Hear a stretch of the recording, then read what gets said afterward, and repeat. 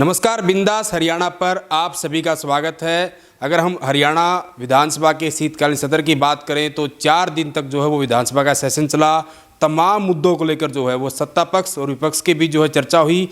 इन्हीं सब बातों को लेकर हमारे साथ बातचीत करने के लिए महम से निर्दलीय विधायक बलराज सिंह कुंडू है। कुंडू साहब, बहुत बहुत स्वागत है आपका। धन्यवाद जी कुंडू साहब, जैसा कि अभी विधानसभा का शीतकालीन सत्र चला, लगातार जो है आपकी तरफ से भी बहुत सारे मुद्दे उठाए गए, विपक्ष की तरफ से मुद्दे उठाए गए। कैसे देखते हैं आप इन 4 दिन की पूरी कार्यवाही को? देखो, ये पहली बात तो मैं आपको बताना चाहूँगा, 4 दिन की कार्रवाई नहीं थी, ये मात्र 2.5 दिन का हाउस था। जी। आधे दिन की सीटिंग थी, 3 दिन तो सिंगल सीटिंग थी, तो ये 2.5 दिन का ही मात्र सत्र रहा है। और इसमें जिस प्रकार से जो सत्र हाउस चला और जो जो मुद्दे वहाँ उठाए गए और उसका जो जवाब सरकार के द्वारा दिया गया, मैं मानता हूँ अपने आप में जो है ना, सरकार इतने अहंकार और घमंड में है कि उन मुद्दों के साथ में, उन मुद्दों के ऊपर एक मजाक भरे लहजे में, एक शायराना लहजे में जो है ना सरकार के जवाब रहे, जो बहुत ही चिंता का विषय है। यानी सरकार इतने गंभीर मुद्दे होने के बावजूद भी उसको कितना हल्के में लेकर एक शेरो शायरी में उसको जो है ना ख़त्म करने का काम किया। इससे बड़ा दुर्भाग्य क्या हो सकता है? कुंडू साहब, आपने कहा कि पूरे के पूरे सेशन में जितनी भी कार्यवाही रही विधानसभा स्तर की, कि सरकार कहीं ना कहीं चर्चा से भाग रही है। वहीं सरकार की अगर हम बात करें, सरकार की तरफ से लगातार ये कहेगा विपक्ष के पास जो मुद्दे हैं उन मुद्दों में कोई दम नहीं। विपक्ष जो है सिर्फ मुद्दों का सहारा लेकर जो विधानसभा का समय वो खराब करना चाह रहा, शोर शराबा करके, हू हल्ला करके। देखो, जो एक लोकतांत्रिक ढांचे, डेमोक्रेसी की हम बात करते हैं और उसी के तहत ये स्तर संविधान ने जो हमारे को ताकतें, जो हमारे अधिकार, और संविधान के तहत एक जनप्रतिनिधि चुन के विधानसभा में आया और विधानसभा में लोगों का प्रतिनिधि बनकर यहाँ लोगों की समस्याएं, लोगों की आवाज़, प्रदेश की नीतियों के खिलाफ जो आवाज़ उठाने का जो मुद्दा और जो अनियमितताएं सरकार की प्रक्रिया में, चाहे वो भर्ती प्रक्रिया हो या और कोई विकास के एजेंडे हो, उसको उठाने का काम विपक्ष के द्वारा सत्ता पक्ष के साथ किया जाता है और उसका जवाब मांगा जाता है। वो एक मूल्य के आधार पर, संविधान के में दिए गए एक अधिकार के आधार पर होता है। लेकिन आज देखने को मिलता है कि सरकार के पास पूरा मैंडेट है, पूर्ण बहुमत है, तो वो इन मुद्दों पे सीरियस होने की बजाय, इन मुद्दों का जवाब देने की बजाय, एक मजाक में, एक अहंकार में ऐसी बातें, ऐसा जवाब वहाँ सुनने को मिलता है जो सारा देश और प्रदेश, जो आजकल तो टीवी चैनल्स पे डायरेक्ट लाइव टेलीकास्ट होता है, उसको दिखाया जाता है। और जितने गंभीर मुद्दे इस बार थे, वैसे तो हर बार ही होते हैं, लेकिन इस बार ताज़े जवलत मुद्दे, जैसे HPSC का, SSC का मुद्दा था, ये खाद का एक बहुत गंभीर मुद्दा, DAP का हो चाहे यूरिया का हो, ये भर्तियों का बहुत गंभीर, किसान के ऊपर जो किसान के मुद्दे थे, ये कितने सीरियस और जवलत मुद्दे थे। यूनिवर्सिटी का मुद्दा था, जो यूनिवर्सिटी की स्वायत्तता ख़त्म करने की, ये इतने इम्पोर्टेंट और महत्वपूर्ण विषय थे और जिसके ऊपर सरकार की तरफ से जो है कितनी अनसीरियसनेस देखने को मिली, ये आप सबके सामने है। आपने कुंडू साहब तमाम मुद्दों का जिक्र किया, विधानसभा भी कहीं ना कहीं मुद्दों को लेकर बहस भी हुई। मैं एक एक करके आप सभी मुद्दों से बातचीत भी करूंगा आपके साथ। आपने HPSC की बात की, नौकरियों में जिस तरह का भ्रष्टाचार सामने आया, जिस प्रकार का घोटाला सामने आया, वहीं कहीं ना कहीं सरकार की तरफ से ये कहा जा रहा है कि सरकार जो है वो पूरी ईमानदारी और पारदर्शिता से काम कर रही है, वो बिना खर्ची, बिना पर्ची के जो है वो नौकरियाँ दे रही है। और वहीं कहीं ना कहीं मुख्यमंत्री की तरफ से विधानसभा के अंदर भी कहा गया कि जिस प्रकार हम जाँच करवा रहे हैं तो वो जाँच सही दिशा में जा रही है, उसका दूध का दूध, पानी का पानी होगा। देखो, एक बड़ा इसमें एक हास्यप्रद बात तो यही है, HPSC के ऑफिस में उप सचिव डायरेक्ट करोड़ों रुपए नगद लेते हुए जो है ना विजिलेंस ने की टीम ने वहाँ गिरफ्तार किया, उसको पकड़ा है, और उसके बावजूद मुख्यमंत्री जी पारदर्शिता की बात करते हैं, बगैर खर्ची पर्ची की बात करते हैं, ये अपने आप में एक हास्यास्पद है। ये एक भद्दा मजाक है प्रदेश के साथ में, प्रदेश के युवाओं के साथ में। और जिस प्रकार जांच की बात अगर हम करें, जांच में अनिल नागर और वो शर्मा तो मात्र एक मोहरा हैं, और उसमें मात्र 4 दिन का रिमांड लेकर उनको जोड़ना, उसमें जांच के दौरान कितने बड़े बड़े नाम सामने आए।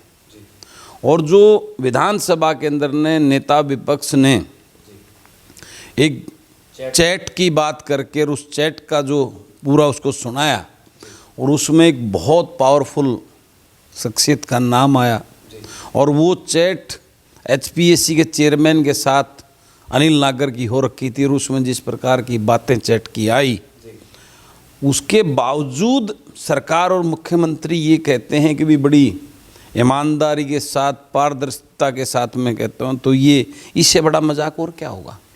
रही बात जांच, तो 4 दिन में मात्र उनको वो करके भेज दिया, और ठंडे बस्ते में।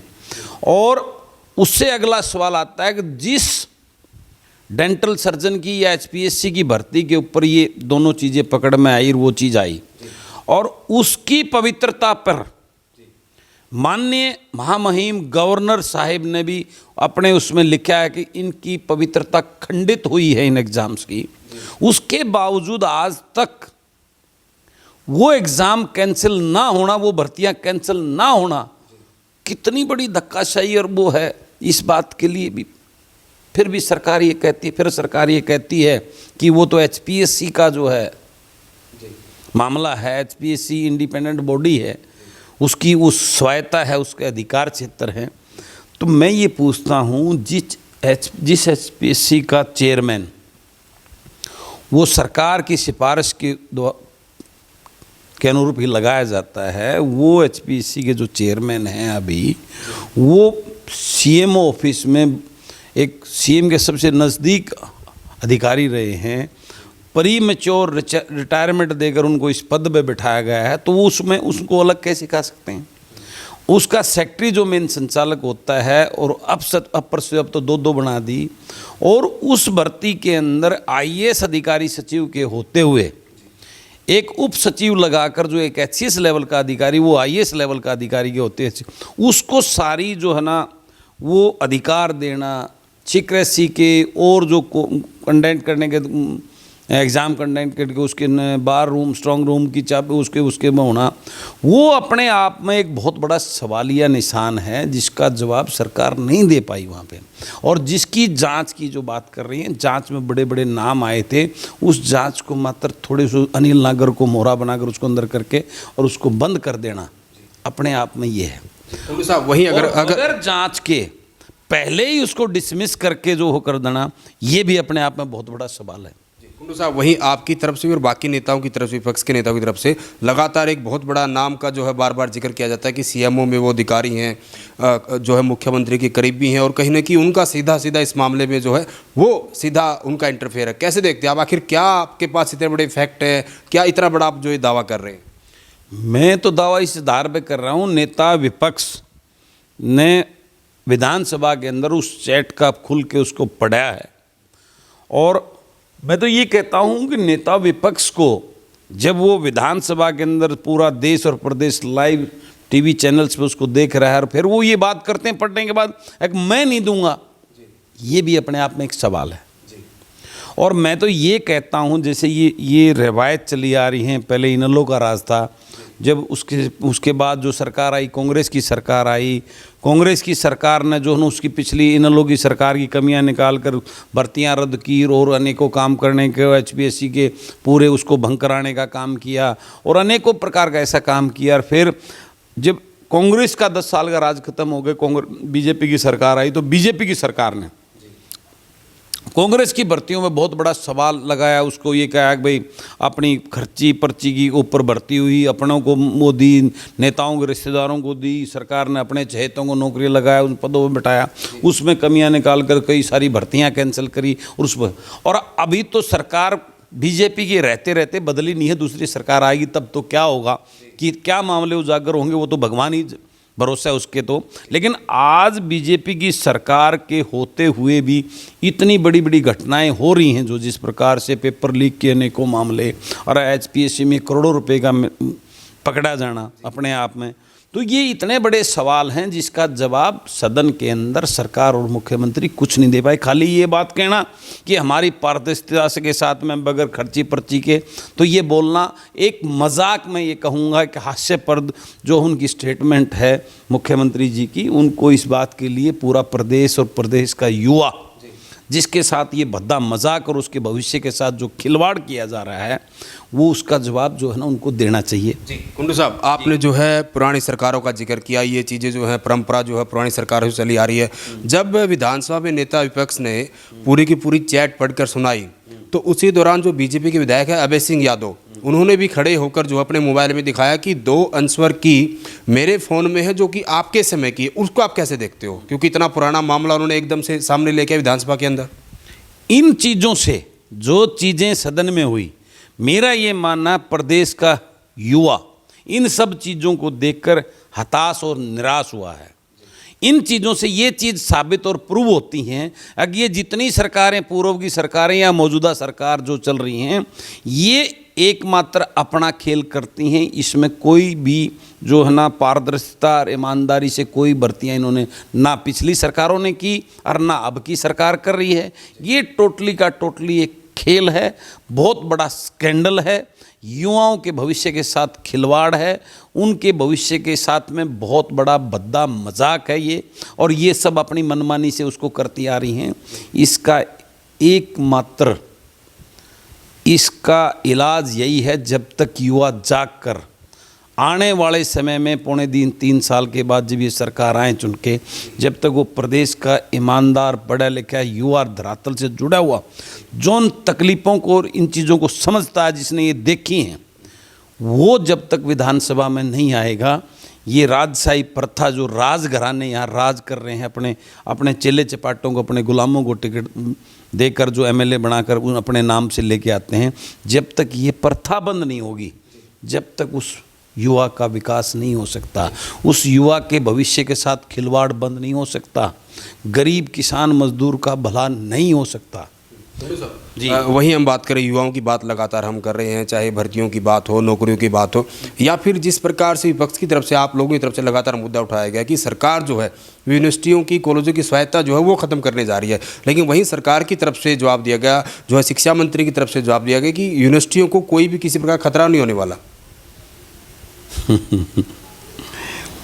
मैं क्या कहूँ, मैं तो पहले भी बोला है, प्रदेश का शिक्षा मंत्री चिकने चेहरे से नहीं, वो एक शिक्षित और बुद्धिजीवी होना चाहिए। खाली मात्र जो है ना, एक भगवान ने उसको लंबा चौड़ा चिकना चौपड़ा और स्मार्ट बना दिया और वो शिक्षा मंत्री हो, और जो ऐसी बातें करे जिसको हिंदी भी लिखनी नहीं आती। पिछले दिनों एक वो आई थी, मैंने देखा, मुझे बड़ा दुख हुआ उसमें, हिंदी के भी 8-10 अक्षरों में जो ना एक भी शब्द उन्होंने जो ना पूर्ण तरह नहीं लिखा हुआ। ऐसे शिक्षा मंत्री जिनको खुद ही नहीं पता शिक्षा का मतलब क्या होता है।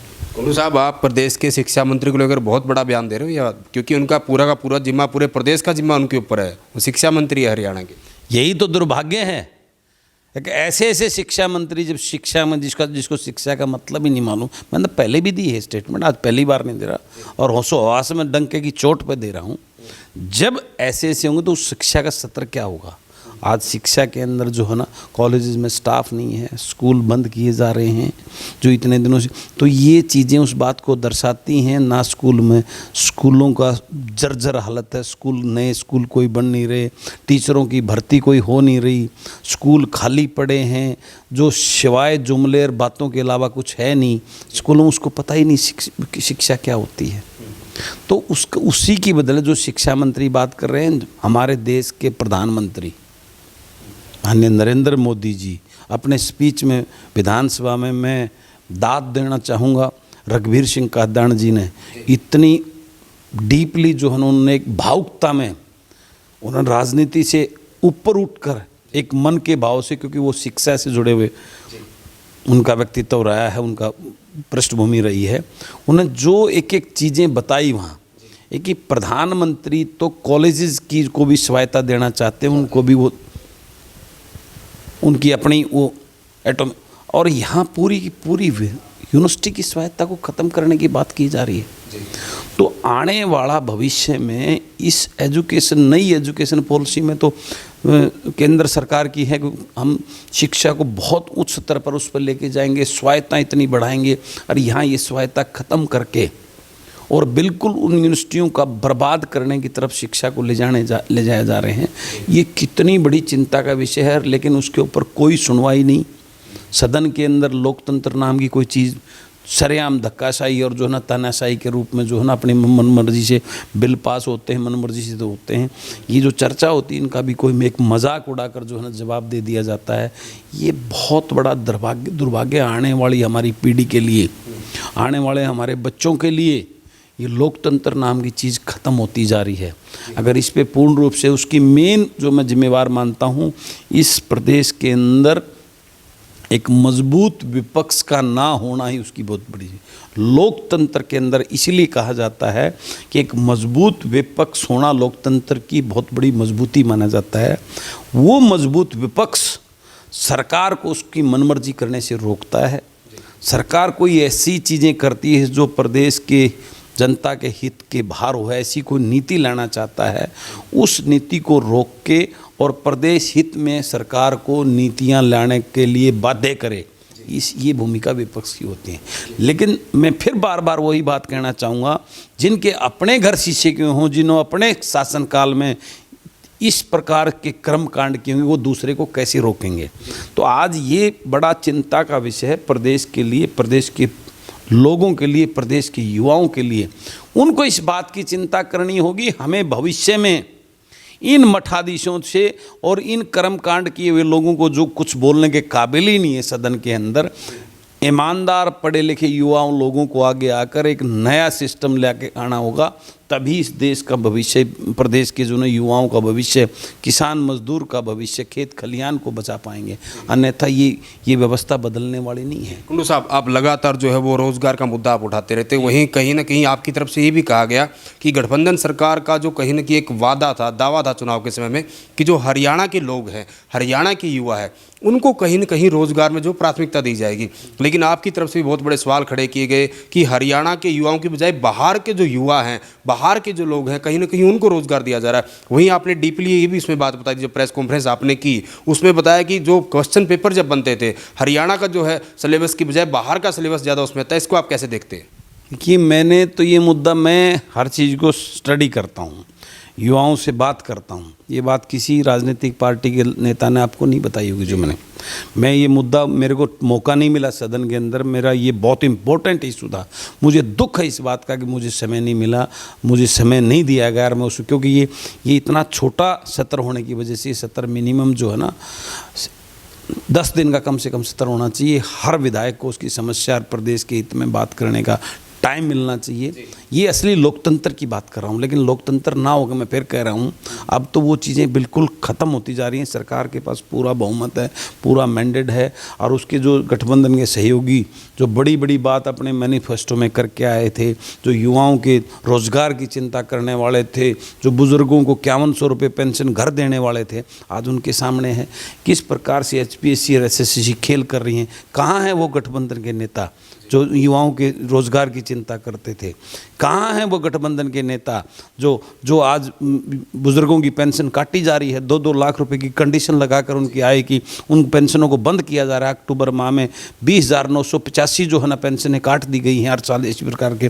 तो वो चौधरी देवीलाल ने जो है ना इन पेंशनों को, ये बुढ़ापा सम्मान पेंशन योजना लागू की थी, उसमें कोई कंडीशन नहीं थी कितने पैसे की आय अगर उसके बच्चे बुढ़ापे में एक जो है ना एक सहारा, ये बुढ़ापा पेंशन बुज़ुर्गों के लिए एक अपने आप में उनका एक मनोबल बढ़ाता है, उनको जीने का जो है ना एक ताकत देता है कि मेरे पास 2,000 रुपये है, मैं अपना खर्चा, मैं किसी पर डिपेंडेंट नहीं हूँ।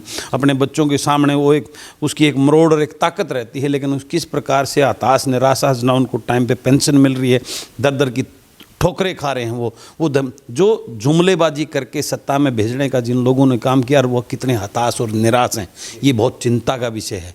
कहाँ उन युवाओं की चिंता जिसके अंदर मैनिफेस्टो में बात कर रहे थे भी हम उनको नौकरियां देंगे, उनको ये देंगे, कहाँ हैं उनके वो वादे?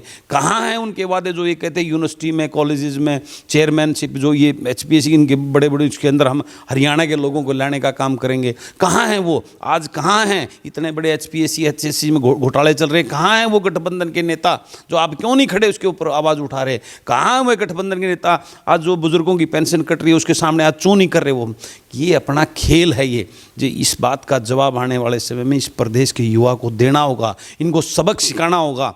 ये राजनीतिक घराने जो अपनी रोटियां सेकने के लिए इनकी इमोशनल गरीबी के साथ में इनकी बेरोजगारी से इमोशनल ब्लैकमेलिंग करके इनको झूठे सपने दिखाकर जो सत्ता हासिल करते हैं, इन लोगों को जब तक सबक नहीं सिखाएंगे, जब तक इस प्रदेश का युवा अपने दम पर अपने सिस्टम को और ईमानदारी से इस खुद अपने जो इस तकलीफ को समझने वाले को जो है ना यहाँ विधानसभा लोकसभा में, तब तक इनका उद्धार नहीं होना। और आज इस माहौल में इतने कुछ होने के बाद भी किसान के साथ में कालाबाजारी है, ना DAP मिल रही, ना पहले मिल रही थी, ना अब यूरिया मिल रही है।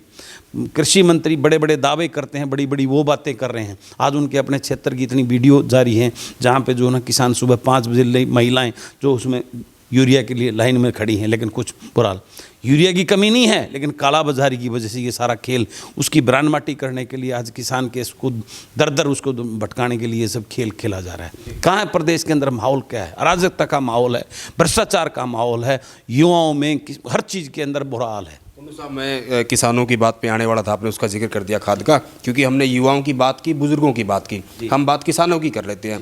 किसानों का पहले वो पूरे के पूरे प्रदेश ने देखा कि पहले कैसे जो है DAP के लिए कहीं ना कहीं किसानों को मशक्कत करनी पड़ी, लाइनों में लगना पड़ा, और अब जो है यूरिया के लिए लगातार सुबह से ही, जैसा आपने बताया कि कहीं ना कहीं लाइन में लग जाते हैं, कि महिलाओं को भी लाइन में खड़े होना पड़ता है। वहीं कृषि मंत्री की तरफ से और हरियाणा सरकार की तरफ से लगातार ये कहा जा रहा है कि पूरे प्रदेश में खाद की कोई कमी नहीं है।